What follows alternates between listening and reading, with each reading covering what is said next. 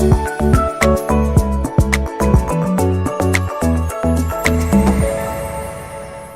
भाग दौड़ भरी जिंदगी में ब्रेन स्ट्रोक, पैरालिसिस जैसे अन्य क्रिटिकल पेशेंट्स को अब मिलेगी घर जैसी देखभाल।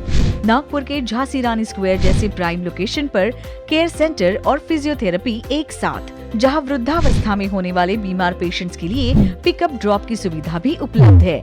स्पर्श चिकित्सा, रूबी टावर, झांसी रानी स्क्वायर, नागपुर। प्यार का स्पर्श हर गम को कम कर देता है, हमें हील होने में मदद करता है, हमारा एक सहारा बनता है। और पिछले 3 सालों से स्पर्श चिकित्सा ऐसे ही न्यूरो और स्पाइन से जुड़े पेशेंट्स का सहारा बन रहा है। नमस्कार, मैं हूं निकेता सानी खंगाल और आप देख रहे हैं UCN न्यूज और ये है UCN विशेष। और आज हमारे साथ स्पर्श चिकित्सा से डॉक्टर सोनल हमारे साथ है, जो पिछले 6 सालों से फिजियोथेरेपिस्ट है और इसी क्षेत्र में काम कर रही है। और साथ ही हमारे साथ माया मैम है, जो कि वेंचर पार्टनर है स्पर्श चिकित्सा में। आपका स्वागत है। Thank you. सो स्पर्श चिकित्सा न्यूरो और स्पाइन से जुड़े पेशेंट्स का ख्याल रखता है, तो ये जो कॉन्सेप्ट है, ये स्पर्श चिकित्सा का क्या कॉन्सेप्ट है, आपसे जानना चाहूँगी। देखिए, मैं बहुत सालों से मल्टी स्पेशलिटी हॉस्पिटल में जॉब कर रही हूँ और वहाँ पे जॉब करने के बाद में मैंने ये ऑब्ज़र्व किया है कि ब्रेन स्ट्रोक के बाद में या स्पाइनल कॉर्ड इंजरीज़ के बाद में जो पैरालिसिस हो जाता है या कहीं ऑटोइम्यून डिसऑर्डर्स है, जैसे कि गुलेन-बैरी सिंड्रोम हो गया, या ओल्ड एज डिसीजेस है जैसे पार्किंसंस है, अल्जाइमर डिसीज़ है, ये सारे कंडीशंस को ठीक होने के लिए कभी कभी 6-7 महीने लग जाते हैं या कभी कभी साल भर भी लग जाता है। तो ऐसे पेशेंट्स को उनकी ट्रीटमेंट के दौरान में नाक की नली है ना, RT, कैथेटर, यूरिन की नली लग जाती है, कभी कभी गले से भी नली लग जाती है, जिसको ट्रॉकेस्टोमी कहते हैं।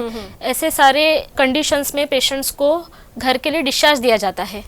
और अभी देख रहे हैं नागपुर भी मेडिकल हब है, यहाँ पे अपने यहाँ विदर्भ के लोग आते हैं ट्रीटमेंट के लिए पूरे, इधर MP से आ रहे हैं, छत्तीसगढ़ से पेशेंट आते हैं यहाँ ट्रीटमेंट के लिए। तो ऐसे में इतने सारे ट्यूब्स के साथ जब उनका डिस्चार्ज होता है, तो डिस्चार्ज के बाद उन लोगों की हिम्मत नहीं रहती है कि इतने सारे क्रिटिकल कंडीशंस में पेशेंट को घर लेके जाए। तो वो क्या करते हैं, वो आजू बाजू ही हॉस्पिटल एरिया में कहीं फ्लैट रेंट पे ले लेंगे, कहीं रूम रेंट पे ले लेंगे, और उनको सेम हॉस्पिटल जैसा ही अरेंजमेंट घर में करना पड़ता है।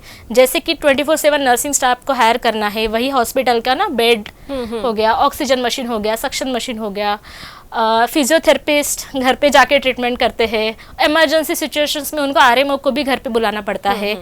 तो मैं यही सब पेशेंट्स देखती थी पहले कि उनको जाके ट्रीट करना। एंड बीइंग अ फिजियो, मुझे पता है ना, फिजियोथेरेपी मतलब नॉलेज है हमें, बट घर में जाके वो अप्लाई नहीं कर पाते पेशेंट के ऊपर, क्योंकि हमारे पास में लैक ऑफ मैन पावर है और इंस्ट्रूमेंट्स नहीं कैरी कर सकते, है ना। इतने सारे पेशेंट्स को ट्रीट करना है, घर जाके तो इम्पॉसिबल है वो लेवल की ट्रीटमेंट देना, और रिकवरी भी फास्ट नहीं दे सकते।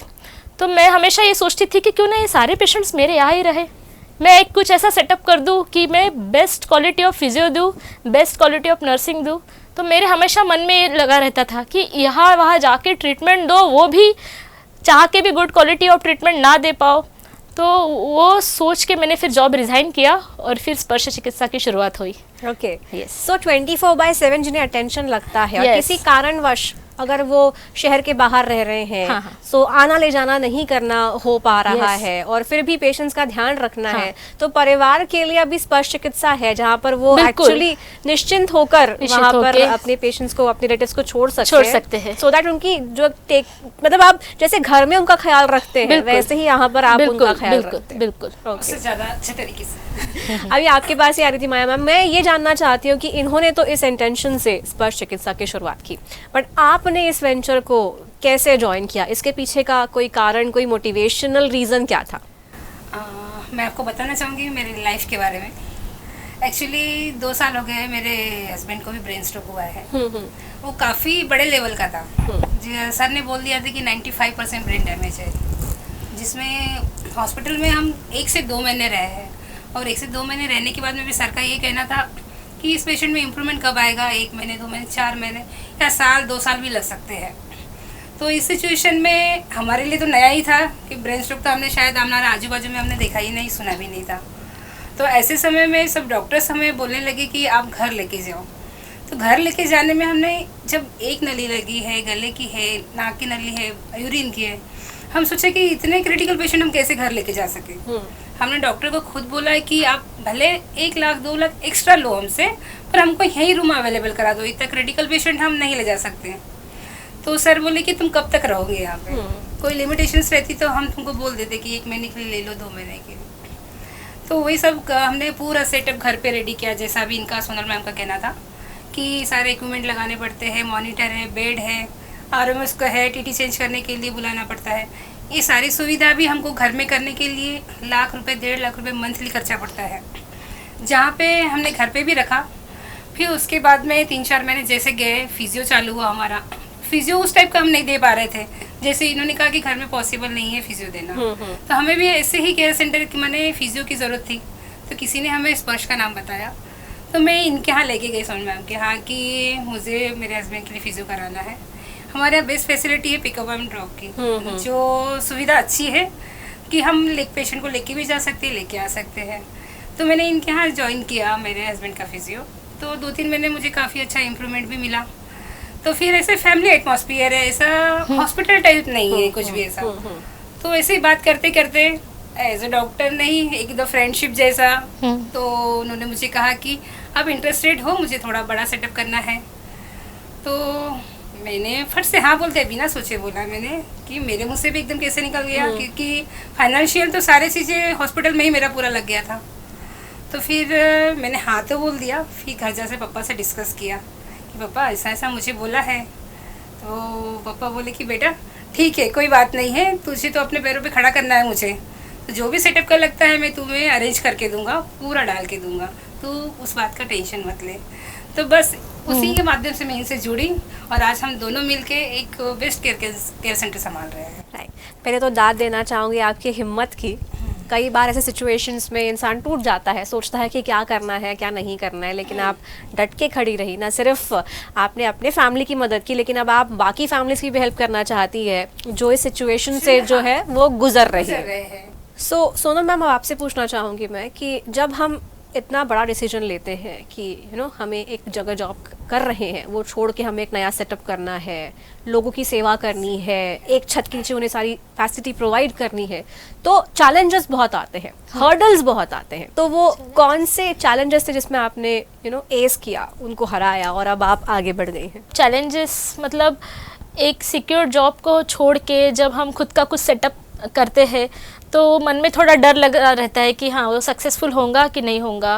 और एक तो हम नए शहर में खोल रहे, जैसे कि मैं प्रॉपर वर्धा की हूँ, नागपुर में 3 साल ही हुए कि नागपुर में शिफ्ट हुई थी, पहला ही जॉब था मेरा, तो इसीलिए थोड़ा डर भी लग रहा था कि नए सिटी में हमें कोई ऐसे पहचानता नहीं है या कोई रिलेटिव्स नहीं है अपने यहाँ, तो अकेला सेटअप खड़ा करना अकेले दम पे विदाउट एनी सपोर्ट, किसी के सपोर्ट के बिना, वो थोड़ा सा डर तो लग रहा था कि सक्सेस होगा कि नहीं होगा, क्योंकि घर वाले थोड़ा सा डांट रहे थे शुरुआत में कि नहीं यार ऐसे नहीं करना है, पहले पहले पर्सनल लाइफ देखो।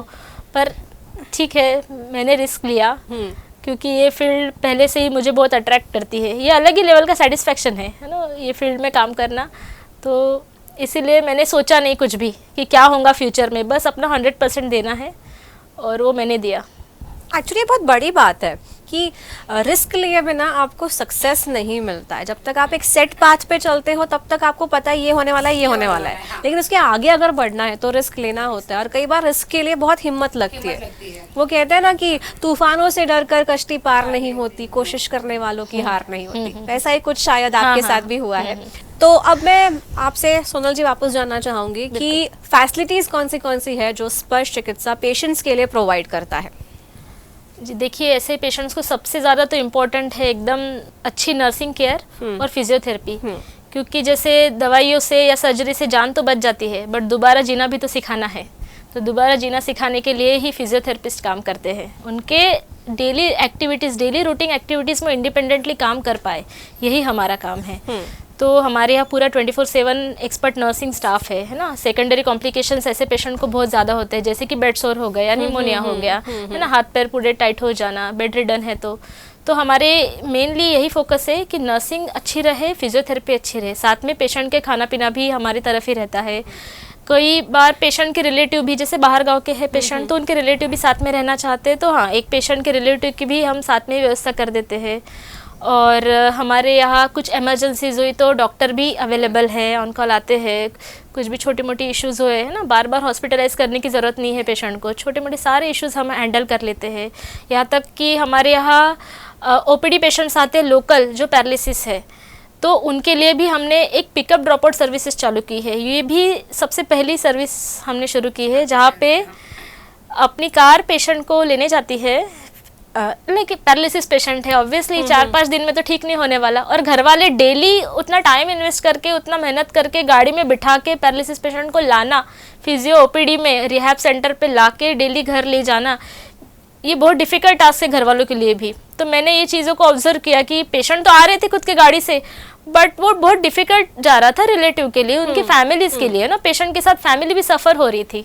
तो मैंने फिर पिकअप ड्रॉप आउट सर्विसेज चालू की, जिसमें अपनी गाड़ी पेशेंट के घर जाती है, पेशेंट को लाके रिहैब करके फिर छोड़ के भी देती है। राइट। तो ये सभी फैसिलिटीज़ इंक्लूडेड है। नहीं, एक्चुअली एक बहुत इंपॉर्टेंट बात कही आपने कि जब भी कोई इंसान बीमार होता है या कभी कोई सीरियस होता है, तो ना सिर्फ वो लड़ रहा होता है उस बीमारी से, उसके साथ उसकी फैमिली भी लड़ रही होती है। तो सिर्फ उसको हिम्मत की नहीं, बल्कि उसकी फैमिली को भी काउंसलिंग और हिम्मत की ज़रूरत होती है। तो ये जो एक फैसिलिटी है वो बहुत अच्छी है कि वो निश्चिंत होकर उन्हें फिजियो के लिए फर्स्ट फैसिलिटी है हाँ। कि जो पिकअप ड्रॉप अप दे रही है। हाँ, सो ये बहुत अच्छी चीज़ है कि वो निश्चिंत होकर पेशेंट को भेज सकते हैं, ताकि लॉन्ग टर्म वो आ ये भी ना सकते हैं हो। पेशेंट। सो स्पर्श चिकित्सा पिछले 3 सालों से न्यूरो और स्पाइन के पेशेंट्स को केयर प्रोवाइड करता है।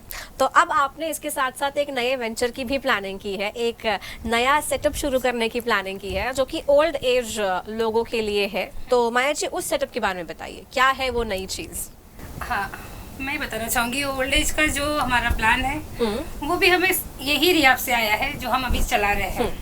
एक्चुअली क्रिटिकल पेशेंट तो हम देख ही रहे हैं, पर हमें आगे से कॉल्स भी आ रहे हैं कि हमारे घर में पैरालिसिस पेशेंट है, हमें स्टाफ चाहिए, स्टाफ के साथ साथ फिर उनको हमें फिजियो भी देने पड़ते हैं।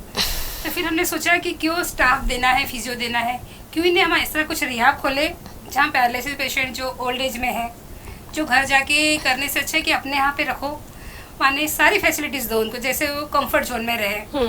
हाथ पैर नहीं चलते और माइंड तो शार्प है ना। तो उस चीज के लिए हमें क्या क्या करना चाहिए, तो हम सोचा कुछ इंडोर गेम्स है, आउटडोर है, कुछ अपना गार्डनिंग है, इस टाइप का कुछ माहौल ऐसा बनाए कि जिनकी उनकी मानसिक स्थिति भी सही रहे। क्योंकि एक ओल्ड एज में बहू बेटों के साथ में रहना करना, फिर थोड़ा सा सब कुछ मैनेज करना भी थोड़ा सा डिफिकल्ट रहता है। तो यही सोच के हमने नेक्स्ट प्लान किया है, जल्दी हम उस पर काम करने वाले हैं। और कम से कम बजट में भी, उसके साथ कम से कम बजट में भी, जैसे अभी हमारा थोड़ा सा हाई लेवल में है, तो भी मल्टी स्पेशलिटी से बहुत कम रेंज में चल रहे हैं। तो काफ़ी लोगों की डिमांड भी होती है कि मैम इससे कम में नहीं हो पाएगा क्या। काफ़ी लोगों को हम सर्विसेज नहीं दे पाते, तो एक्चुअली हम जिस एरिया में बैठे हैं वहाँ पे कुछ ज़्यादा चार्जेस हमें भी पे करने पड़ते हैं। तो हमने आगे सोचा है कि ओल्ड एज के साथ में क्यों नहीं हम ऐसा केयर सेंटर डालें कि जो कम से कम पैकेजेस में चलाया जाए, जहाँ जो बेचारे अफोर्डेबल नहीं कर सकते हैं, तो उनके लिए भी हम कम से कम पैकेजेस में खोलने की हमारी इच्छा है आगे। बजट केयर आप प्रोवाइड करना चाहते हैं? Budget care, yes, budget care, Yes. Okay. और अगर मैं आप दोनों से पूछूं कि आप पहले से इस एस्टेब्लिशमेंट में है, स्पर्श चिकित्सा में है, आपने ज्वाइन किया है, तो आप दोनों का ये जो एक्सपीरियंस रहा, कहीं ना कहीं पर्सनल अनुभवों के साथ आपने ये चीज़ शुरू की, तो अभी क्या चेंजेस आप देख रही है, कैसा रहा आप दोनों का एक्सपीरियंस? देखिए, मुझे तो कभी कभी ऐसे मैजिकल रिजल्ट मिलते हैं, अरे अच्छा ये भी ट्रीटमेंट से ऐसा भी हो रहा है, क्योंकि क्या है, अभी पेशेंट 24 घंटे मेरे अंडर है। अभी मेरे यहाँ इतना स्कोप है मेरे हाथ में कि 24 घंटे है, तो मैं एक्सपेरिमेंट बहुत करती हूँ, है ना। फिजियो के लिए पेशेंट 24 घंटा मेरे अंडर होने के बाद मैं बहुत सारे उनको ना अलग अलग तरीके से ठीक करने की कोशिश करती हूँ। तो बहुत मैजिकल रिजल्ट मिल रहे हैं, जो पहले पता नहीं था कि अच्छा ऐसे करने से ऐसा भी होता है। तो अभी तो ना, लाइक जो 8-8 महीने 9-9 महीने बेड रिडन थे, वो उठ के चाय बिस्किट खा रहे हैं, वो हमें भी लग रहा है कि अरे ऐसे भी हो रहा है। मतलब सच में वो लेवल का अगर दो हम केयर, उनको सारे प्रिवेंट करो सारे इन्फेक्शन से, ताकि उनकी बॉडी इम्यूनिटी सिर्फ उसी पे काम करे, तो मैजिकल रिजल्ट दिख रहे हैं हमें भी। जहाँ पे सेल्फलेस जहाँ पर एफर्ट्स होते हैं, वहाँ पे आपको रिजल्ट भी मैजिकल ही दिखता है। आपका एक्सपीरियंस कैसा है? मेरा एक्सपीरियंस इनके साथ जुड़ने के बाद में काफ़ी अच्छा रहा है, क्योंकि मैं भी कहीं ना कहीं सोचती थी कि इस टाइप का वर्क मैं करूं। जो क्रिटिकल पेशेंट है, ओल्ड एज पेशेंट है, मैं भी स्टार्टिंग से सेवा भावी हूं। तो मेरे हस्बैंड के थ्रू मुझे इतना अच्छा अपॉर्चुनिटी मिली, तो मुझे बहुत खुशी है इनके साथ काम करके। कहीं पे भी ऐसा नहीं है कि हम पार्टनर्स हैं तो कहीं कुछ ऐसा कोई भी चीज़ में नहीं, सब नॉर्मली बहुत अच्छे से हम हैंडल कर रहे हैं। हाँ। और अभी आपसे बातचीत के दौरान रिहैब ये शब्द 2-3 बार हमारी बातचीत में आया, तो डॉक्टर सोनल मैं आपसे जानना चाहूँगी कि ये जो रिहैब के लिए ले जाना है या फिर ये जो रिहैबिलिटेशन है, ये पोस्ट सर्जरी या फिर पोस्ट किसी भी चीज़ के लिए Yes. क्यों ज़रूरी है? बिकॉज वही मैंने बताया कि लाइक जान तो बच गई है अभी, है ना, पर पेशेंट तो बेड पे ही है।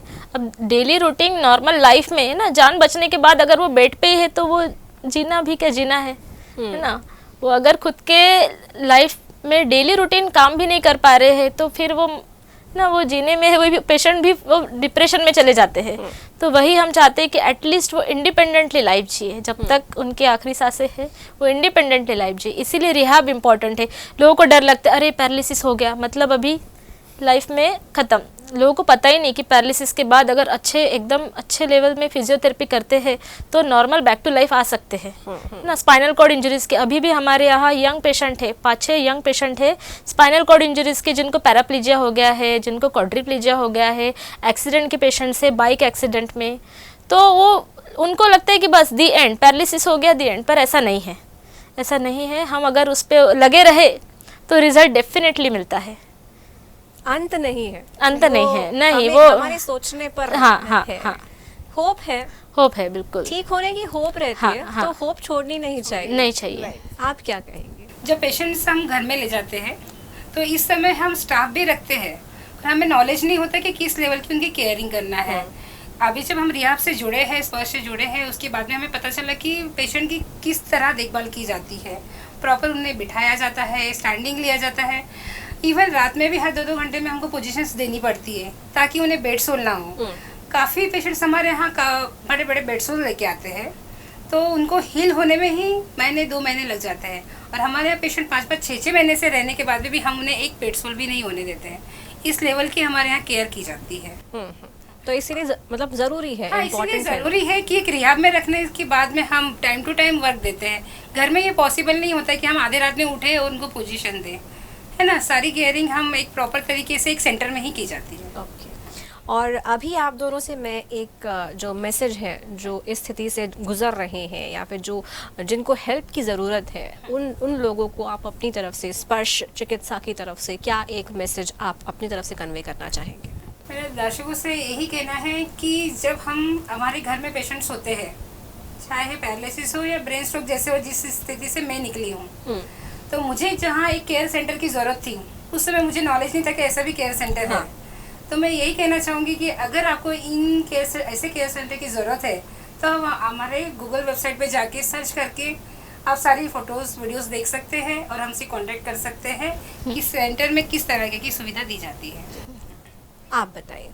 देखिए बहुत सारे लोग कभी ऐसे सोचते हैं कि घर जैसी केयर ये रिहैब सेंटर में मिलेंगी कि नहीं मिलेंगी, लेकिन मैं अश्योर करती हूँ कि हमारे केयर सेंटर में आपको डेफिनेटली घर जैसी केयर मिलेंगी। और ऐसा नहीं है ये पेशेंट के लिए एक ना like it is not like old age home कि आप आपके पेशेंट को आपके ना मदर एंड फादर के यहाँ रख रहे हैं और छोड़ के जा रहे हैं। ये एक रिहैब सेंटर है, एक हॉलीडे टाइम है पेशेंट्स के लिए, जहाँ वो अपना समय यहाँ पे बिताएंगे और फिट एंड फाइन हेल्दी होके वापस घर पे भी आएंगे। तो आज हमने स्पर्श चिकित्सा के बारे में डॉक्टर सोनल और माया जी से जाना। स्पर्श चिकित्सा जो कि नागपुर का पहला रिहैब सेंटर है न्यूरो एंड स्पाइन से जुड़े पेशेंट्स के लिए, जहां पर उन्हें बेस्ट केयर जो है वो प्रोवाइड की जाती है। बिल्कुल घर जैसा माहौल उन्हें प्रोवाइड किया जाता है और ये बताया जाता है कि हार नहीं माननी है, कोशिश करते रहना है। कोशिश करने से एक ना एक दिन चीज़ें जो है वो ज़रूर ठीक होंगी। तो अगर आपको भी ऐसे केयर सेंटर की तलाश है तो आप स्पर्श चिकित्सा से कॉन्टैक्ट कर सकते हैं। और ये अपना एक नया वेंचर जो कि है old age happy home care centre, इसके साथ भी बहुत जल्द आने वाले हैं, उसके बारे में भी उन्होंने हमें बताया। किसी भी चीज़ के लिए आपकी ज़रूरत के लिए इन्हें ज़रूर कांटेक्ट कीजिए। और फिलहाल देखते रहिए UCN विशेष। मैं हूं निकेता। इस भाग दौड़ भरी जिंदगी में ब्रेन स्ट्रोक, पैरालिसिस जैसे अन्य क्रिटिकल पेशेंट्स को अब मिलेगी घर जैसी देखभाल। नागपुर के झांसी रानी स्क्वायर जैसे प्राइम लोकेशन पर केयर सेंटर और फिजियोथेरेपी एक साथ, जहां वृद्धावस्था में होने वाले बीमार पेशेंट्स के लिए पिकअप ड्रॉप की सुविधा भी उपलब्ध है। स्पर्श चिकित्सा, रूबी टावर, झांसी रानी स्क्वायर, नागपुर।